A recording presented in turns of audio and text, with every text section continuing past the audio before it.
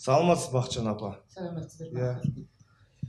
Біздің арнаға қош келдіңіз. Бірінші рет сізбен интервью жазып отырмыз. Сіз өз ат жөніңіз айтсаңыз толық. Мен Бақытжан Анасқызы, Солтүстік Қазақстан облысы Шалақын ауданы Балуан ауылының тұрғынымын. Қазір енді сіз осы Ел тірегі партиясының мүшесісіз. Иә. Неге мысалға басқа апалар саясат түгіл жаңалық көрмейді? Мен бұл саясатқа жаңа келген жоқпын. Елімізде болып жатқан әртүрлі жағдайлар мені бейтарап қалуға болмайды. Бұл жерде жас ерекшелігіне қарамау керек деп ойлаймын еліміздегі жағдайды. Әсіресе мысалы жер мәселесі мені қатты толғандырады. Ауылдан шыққасын өзіміз алтын бесік ауылымызды ойлаймыз. Сол жақтағы қалған халықты ойлаймыз. Міне барған сайын көретініміз күннен ауылымыз азып тозып бара жатыр. Осы ауылдың жан-жаққа көшуінің ең бірінші себебі жерден айырылу деп ойлаймын. Белсенді болғаныңызға қанша уақыт болды осы? Белсенді болып осы айтып отырмын ғой 2009-дан бері. 2009-дан кірісіп кеткенім осы. Осы онда да осы жер мәселесі жөнінде көпшілік пай дегенді берді ғой, жер үлесін бере бастағанда көпшілік кейбіреулер ала алмады, кейбіреулердің қолы жетпеді, әртүрлі мынау әкімшіліктердің құйтырту әрекетінен соған жаным ашығасын, осылай болып жатыр, сіз қалай істеп жатырсыз деп мен соларды реттеп біреу мысалы бір үйде 10 адам болатын болса, соның екеуін анау Городецкий деген жерге жібереді, шалғайдағы. Біреуін Ювеление деген жерге жібереді. Әдей халық адасын деген ой деп ойлаймын қазір енді. Солардың бәрін басын қосып қолдарына тигізуге әсер еттім мен. Содан кейін барып осы жер мәселесі мені қатты толғандырды. Мынау енді сіздің белсенділігіңізге билік тарапынан қысым көрсетіле ме? Ондай болады. Ондай көптеп кездесті. Маған мынау әлгі полицейлер дейді ғой. Заң орын жұмысшылары да талай апа былай әкімшіліктен шыққаннан кейін сол жерде отыратын нелер бар ғой әлгі. Күзетшілер дейді ме ақтан солар. Ой апа сіз жер мәселесін айтпай ақ қойыңыз. Жер мәселесін айтсаңыз бұл жерде қауіпті деп осындай көп айтты, көп естідім. Тіпті мені қамап қойған кездері де болды. Құдай сақтасын. Қамап қойып 12 сағат ұстап, енді шықпаңыз, жер туралы мәселе өте қиын. Қазір деп өздері біліп тұр жер мәселесінің қиын екенін. Енді ұсталсам ұстайтын болса мен ештеңе жасаған жоқпын. Қолымда қару жоқ, ештеңе жоқ. Сөмкемде көрдім мен, міне шыққанда. Сол енді ұсталсаңыз 15 күн ар жағында 3 жылға дейін деп мені сондай қорқытқан кездері болды. Міне осы күні бүгінге дейін білетін жанында сәбиттер бәрі біледі жанында жүрген. Ал енді мысалға сіз енді қорыққаннан қорықпадыңыз, олардың. Мүмкін сізді сатып алуға тырысқан шығар. Ондайлар да болады ғой. Мысалы жер мәселесін жөнінде айтқанда сізге де қарастырамыз, міне сөйтейік деп жатырмыз апа деген ондай көпшілік болды. Мен бірақ айтатыным, мен жалғыз маған жер керегі жоқ. Жер халықтікі, халыққа керек. Артымда 10 мыңнан астам адамның, халықтың аманаты бар. Әсіресе аналардың аманаты. Олар көпшілік мына жерге келе алмайды ғой. Солар мінекей осы жерлерін алып қойған. Менің тұрған жерімде 10-нан артық алтын алқалы аналар болды.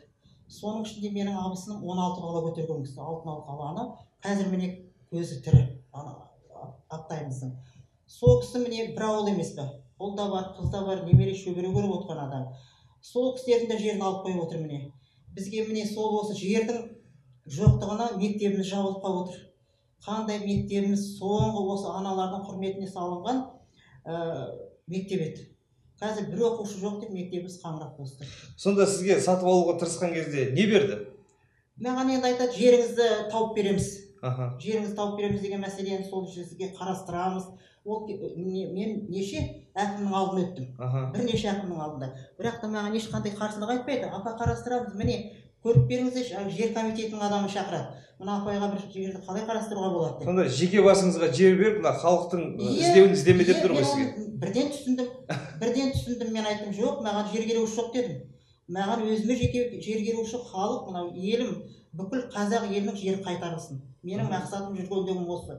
Мен әлі де күресімді тоқтатпаймын дедім. Жер мәселесі жөнінде әлі де күресімді тоқтатпаймын. Берекесін берсін. Аяғым жүріп тұрғанда, ақыл есім бәрі орнында, Құдайға шүкір. Кейбіреулер айтады екен, осы кісілер неге отырмайды. Немере бағып деп. Аллаға шүкір, немереміз бағылып жатыр. Біреуін арқалап, біреуін жетектеп өсіріп жатырмыз міне. Немереміздің алды міне үйленейін деп отыр Алла жазса. 25 жаста. Өзіңіз зейнет жасындағы адамсыз. Иә. Зейнетке дейін қандай жұмыс істедіңіз? Мен мұғалім болып істеген кісімін. Мхм. Мұғалім болсам да ауылдың ішінде жермен айналысқан кісімін. Мхм. Осы қолымызбенен мен 3 жыл үлгілі отбасы деген белгі номинация деді ғой, сонымен марапатталған кісімін. Мынау гүл деген, мынау жеміс жидектің бәрін осы қолымнан өсірген кісімін. Біз сатып алған жоқ едік. Мынау картоп дегенді қазір 300 теңге, 400 теңге жатыр, не деген ғаламат. Біз картоп еккенде, анау даладағы көгірегімізден 2 камаз артып әкететін картопты. Міне, қазір сол картопымыз 300 теңге, 400 теңге болып жатыр. Осы жердің жоқтығынан мынау қымбатшылық қайдан болып жатыр? Қымбатшылық осы халықтың, әсіресе ауылдық жерін алып қойғаннан болып жатыр. Ауылға барсаң, аяқ алатын жер жоқ. Бұзауларын байлайтын жер жоқ. Көрсеңіз міне. Осында көзбен көріп, құлақпен естісін деп, Астанадан мен жерім деп жүрген азаматтарды шақырдым. Аллаға шүкір кеше барып, көздерімен көріп келді, түсіріп келді. Міне сондай жағдайды. Бұл тек қана біздің жақтаған емес, бүкіл қазақ еліндегі болып тұрған ең өзекті мәселе болып тұр. Сондықтан осы жеріміз қайтарылса екен деймін. Халықтың аманаты. Жер болса халықта, мына ауылға барамыз. Ауылды өзіміз-ақ гүлдетеміз, көркейтеміз деп отыр баяғыдай. Құрметті бізді көріп отырған ағайын, біздің видеоға лайк басып, оны таратуға көмектесіңіздер. Сіздің бір бас бармағыңыз бізге 10 адам көрсетуге мүмкіндік береді. Осындай үлкен аналарымыз жер мәселесін қозғап, халықтың қамын жеп жүргеннен кейін біз неге бір лайк басудан қорқамыз? Таратыңыздар. Сізге тағы бір сұрағым бар. Аба, қаңтар айында қайда болдыңыз? Қаңтар айында осында болдым. Астанада ма? Астанада болдым.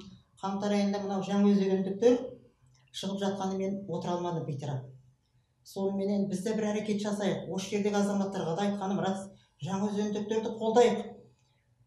Қолдағанда қалай біз қолымызға қару алып емес, айға шу алып емес, Жаңаөзендікті қолдайық. Мынау қымбатшылықты тоқтатайық.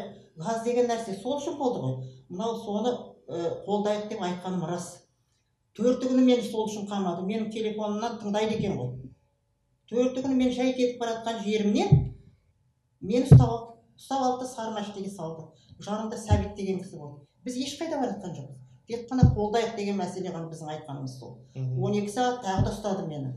12 сағат ұстап. Ондағылар балалар енді маған апа шықпаңызшы. Мынандай жағдай болып отыр. Қазір мынау шапағаттың жанында керемет халық жиналып тұр. Қазір сіз барсаңыз, шықсаңыз тағы да сізді ұстап алады деп сізге қамқорлық жасап жатырмыз деп 12 сағат ұстап подъездге дейін үйге дейін апарып кіргізіп салды. Полковниктер ме, 3 жұлдызы бар азаматтар. Мысалға, біз сияқты біздің буындағы адамдарға биліктің айтатын, сендердің әлі ақылдарың жеткен жоқ, сендер ештеңе түсінбейсіңдер, жоғарыдағылар бәрін біледі дейді. Мысалға, сіздерге ештеңе түсінбейсің деп айтуға тілдері бармайды ғой, өйткені өмірді сүрдіңіз, қаншама оқушыны өмір бағдарын бердіңіз да. Қалай ойлайсыз? Қазір біздің осылай талпынып ұлттық мүддеміз үшін, халқымыз үшін істеп жүрген тірлігіміз дұрыс па, әлде тыныш үйде жатқанымыз дұрыс па? Жоқ, ұлттық мүддені қорғау мүшесі болып, сонда жүргеніміз үшін өзімді бақытты санаймын. Ел мүддесін қорғап, бір ауыз сөзіміз болсын, қанатымен қарлығаш су сепкендей болып жүргенге өзім тәуба деймін. Сол. Мына жастарға қалай дер едіңіз? Мысалы, қазір көбісі айтады да, жұмыстан шығарып жібереді, егерде мен өз ойымды шындықты айтсам, басыма қиындық төнеді деген. Оларға қалай айтасыз? Шындықты турасынан айту керек. Жасқанудың қажеті жоқ. Елім, жерім деу керек. Артындағы ұрпақтарды ойлау керек. Мысалы, маған 2 метр жер табылар ау қазір. Бірақ кейінгі ұрпағымды қатты алаңдаймын мен. Ертең ұрпағымыз не болады? Міне елі жоқ ұйғыр сияқты, мынау курд сияқты, сыған көшеде жүрген сияқты шұбырып қала ма деп қорқамын. Қазірдің өзінде жерге ие бола алмай отырмыз ғой. Бәрін алып қойған. Олардың атын мен айтпай қояйын енді. Жер жоқ, қарап отырсаңыз біздің ауылдық жерде жоқ. Қандай шұрайлы жерлерді алып алған. Анау қандай біздің маңайымызда көлдер бар. Аққу қаз қаңқылдап жүрген көлдердің өзін алып алған, балық аулатпайды. Шомылдырмай қойған. Балалар міне демалып соның басында жатушы еді. Міне көзбен көріп, құлақпен көріп отырған нәрсеміз. Маған елден қатты хабарласады. Осындай болып жатыр апай, не істейміз? Мынандай кейбіреулер өзімнің оқушыларым, шырақтарым-ау, менен сұрайды, жер не болып жатыр, тәте деп. Сонда айтамыз, қарақтарым-ау, сендер не бітіріп отырсыңдар? Үндеу жасаңдар, үйде отырсаңдар да, үндеу, жерімізді қайтарып деген сөзді айтып отырыңдар. Деймін екен. Менің айтатыным осы. Жақсы, енді өзіңіз қалай ойлайсыз, біздің болашағымыз бар ма? Осы түрімізбен бізде болашақ жоқ. Осы түрімізбен бізде болашақ жоқ деп ойлаймын. Біздің қазақ еліміз алға ілгеріп жатқан ешқандай бір жақсылық көріп тұрған жоқпын. Жаңа Қазақстан деп айтады ғой. Бірақ өзің сияқты азаматтар көп болса, халық өзін білсе, мынау жерін талап етіп, жерді алатын болса, болашақ болады деп ойлаймын. Енді сіздің ауылға барғанда, осы солтүстік өңірді, қазақтың солтүстік өңірін аралағанда көргеніміз, белсенді азаматтардың бәрі өте тәртіпті екен. Ешқайсысы боғауыз айтпайды, көбісі намазда екен. Сонда қайта бұзақылардың заманы біздің үстімізде жүріп тұрған сияқты, менде сондай ой болды, түнімен ойландым. Дұрыс айтасыз, дұрыс айтасыз. Бір тәрбиесіз жігіт көрмедім. Бәрі тегін біледі, жерін біледі. Бұлар азайып кетіпті. Өте қиын жағдай екен да. Оны қалай шешуге болады? Оңтүстіктен халықты көшірген солтүстік өңірге көмектесіп жатыр ма? Ол көмектесер, бірақ сол келгендерге қолдау жасау керек. Кеше көрдіңіздер ғой, оңтүстіктен келген адамдарда жағдай жоқ. Олар ана жақтан келген бір-екі бала үшін мектепке оқушы үшін алып көшірген, бірақ жағдай жасалмаған. Сол жерде тұрғылықты халықтың өзіне жұмыс жоқ, келген бұларға жұмыс жоқ. Сонда қалай өмір сүреді? Олар міне қазір кетеміз деп отыр. Кетеміз, қайтайық біз дейді. Ал егер соларға жағдай жасалса, қамқорлық жасалса, олар сол жерде қалар еді. Мінекей, қалып өркендеуіне атсалысар еді мінекей. Менің көргенім сол жерде бір Беларусь фирмасы, Август деген, ресейлік фирма, Беларусияда жұмыс істеген Август деген, және екіншісінің атын білмеймін, ол да жұмыс істеп, сол жерде жаңағы үлкен қамал жасап, үстін темірмен қоршап алған. Сонда қарасаң, оңтүстіктен келген өз бауырластарымызға жерде жоқ, жұмыста жоқ, жағдайда жоқ, ал солтүстік көршіміз Ресейден келген Ресей азаматтарына жер түгіл бәрін берген сияқты ғой. Солай болып тұрған міне. Ең құнарлы жерлерді солар алып қоршап алған. Ана қоршауларын көрсеңіз, баяғы әлгі түрме ме дерсіз. Бір тір шымшық өтпейтіндей ғой. Сонша не болды? Солардан барып мынау қайрақұртаңдар жағдайлары жоқ. Тауық қана ұстайды, мал ұстауға шамалары жоқ. Сол тауыққа жем сұраса, бір тауыққа жем бермейді дейді. Олардың біз үшін не керегі бар? Қандай инвестор деп айтуға болады оларды? Дұрыс айтасыз. Бақытжан апа, сіз телевизор көресіз ба? Көрмеймін мен телевизорды. Неге? Телевизорда ешқандай шындық жоқ. Сондықтан мен телевизор көрмеймін. Олар қазақ тілінде небір бағдарламалар шығарып отыр ғой қазір. Қазақ тілінде бағдарламаны мен көрген жоқпын, білмеймін де. Соны мен телевизор көрмегелі 5-6 жыл болған шығар. Ал жаңалықты қайдан естисіз? Жаңалықты мен телефон, ютубтан неден естимін. Ютубтан? Иә. Қандай керемет. Бәрімізде анамыз осындай болатын болсын. Сізге мыңда бір рахмет. Келіп осыншама жерден бізге кеше бір сөзіміз тастамай интервью беруге шақырып едік, шауып келдіңіз. Рахмет. Жүз жасаңыз. Рахмет. Мынандай істеген еңбегіңіздің жемісін көріңіз, халық елесін. Ойлаймын, тарихта қалатын Дин апаларымыз сияқты сіздің де орныңыз бөлек болар, Алла қаласа. Рахмет. Рахмет. Еліміз аман, жұртымыз тыныш болсын. Кейінгі ұрпақтарымыз өркениетті елде гүлденген қазақ елінде өмір сүруге насып етсін. Өздеріңіз сияқты азаматтар аман болсын, жастар аман болсын. Рахмет апа. Все? Керемет. Керемет. Апа